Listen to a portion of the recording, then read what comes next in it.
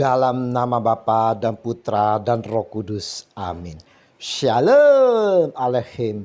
Berjumpa lagi dengan saya pada perenungan hari ini, hari Minggu tanggal 29 Agustus 2021. Hidup dalam kemurnian.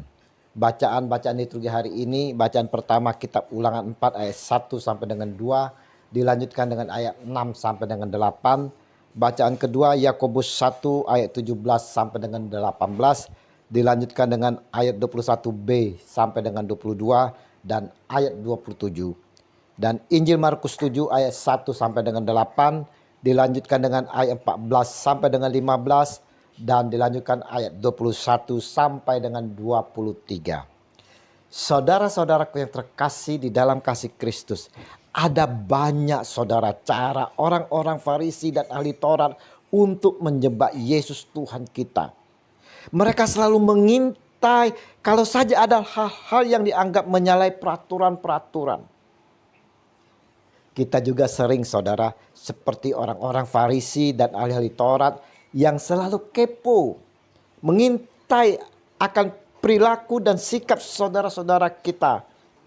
Kalau saja ada yang berbuat salah dan ini dapat dijadikan untuk alasan menghakimi atau menyalahkan dia. Injil hari ini kita melihat bagaimana orang Farisi dan ahli Taurat mempersoalkan para murid yang makan dengan tidak mencuci tangan. Mereka menganggap perbuatan ini adalah najis saudara dan berdosa.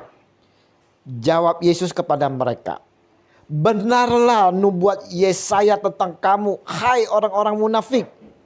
Sebab ada tertulis, bangsa ini memuliakan aku dengan bibirnya, padahal hatinya jauh daripadaku.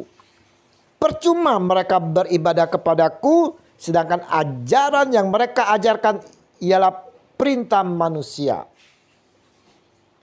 Saudara-saudaraku yang terkasih di dalam kasih Kristus, Yesus melihat di sini bahwa perintah Allah kamu abaikan untuk berpegang pada adat istiadat manusia.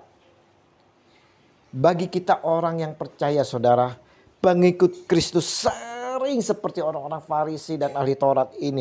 Bahkan sering ayat-ayat di dalam Alkitab kita jadikan untuk pembenaran diri kita, untuk menutupi perbuatan-perbuatan dosa kita. Mereka saudara, kita lihat di dalam Injil, mereka berbicara tentang kenajisan. Tuhan Yesus menyampaikan, apa yang keluar dari seseorang itulah yang menajiskannya. Sebab dari hati orang timbul segala pikiran jahat, percabulan, pencurian, pembunuhan, perzinahan, keserakahan, kejahatan, kelicikan, hawa nafsu, iri hati, hujat, kesombongan, kebebalan. Semua hal-hal jahat ini timbul dari dalam dan menajiskan orang. Coba saudara-saudara yang terkasih, kita refleksi diri kita saudara sekarang. Adakah hal-hal itu keluar dari diri kita saudara? Kita selalu memiliki pikiran-pikiran jahat saudara. Pikiran kotor tentang pornografi. Kita selalu licik di dalam kehidupan kita. Iri hati. Sombong. Suka menyakiti orang lain. Tak peduli atau tak ada empati sama sekali dengan saudara kita. Bahkan saudara, kita merendahkan mereka saudara. Kita mau jujur saudara saat ini saudara. Masih adakah semuanya itu melekat di dalam diri kita saudara? Yang keluar dari diri kita saudara. Kata-kata kotor itu saudara.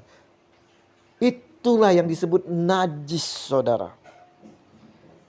Dalam Injil hari ini, Yesus menekankan kepada kita dengan tegas.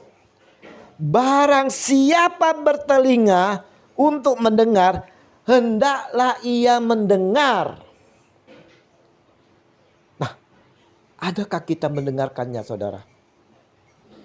Yakobus pun di dalam suratnya pada hari ini di dalam bacaan kedua menasihati kita.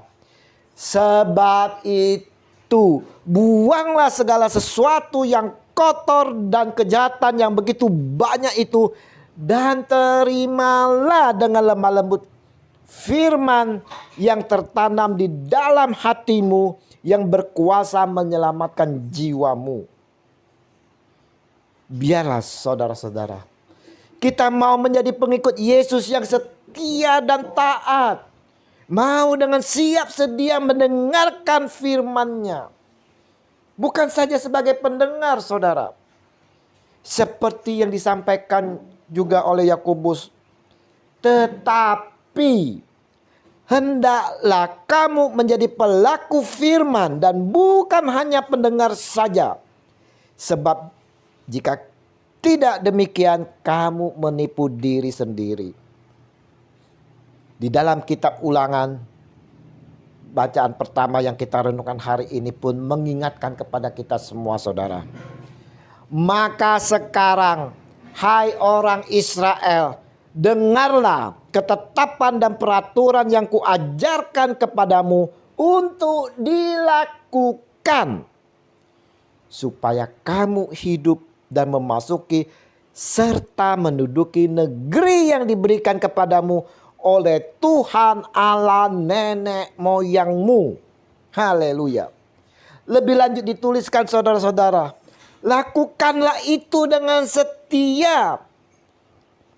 Sekali lagi saya ulangkan, saudara-saudara, lakukanlah itu dengan setia, sebab itulah yang akan menjadi kebijaksanaanmu dan akal budimu di mata bangsa-bangsa yang pada waktu mendengar segala ketetapan ini akan berkata, memang bangsa yang besar ini adalah umat yang bijaksana dan berakal budi. Saudara-saudaraku yang terkasih, melalui perenungan hari ini kita mau menunjukkan sikap pribadi kita sebagai pengikut Yesus yang setia dan taat, saudara. Yang tak mudah menghakimi atau menyalahkan orang lain. Kita perlu introspeksi diri. Apakah diri kita selalu mengeluarkan yang kotor-kotor, yang najis? Ataukah kita menunjukkan kenajisan itu sendiri, saudara? Mari saudara-saudaraku yang terkasih, kita mau selalu mohon bimbingan dan tuntunan Roh Kudus, agar hidup kita selalu di dalam kebenaran Allah Tuhan kita, Yesus Kristus. Hidup kita selalu di dalam kemurnian hingga kedatangan Tuhan Yesus kembali. Kita didapatkan iman kita yang tetap setia dan taat. Kemuliaan kepada Bapa dan Putra dan Roh Kudus, seperti pada permulaan, sekarang, selalu, dan sepanjang segala abad. Amin. Dalam nama Bapa dan Putra dan Roh Kudus. Amin. Selamat berhari Minggu. Mari kita persekutuan hati bersama keluarga untuk menyambut Tuhan kita Yesus Kristus di dalam perjamuan Ekaristi. Dan terimalah perutusan karena kita diutus. Shalom Aleichem.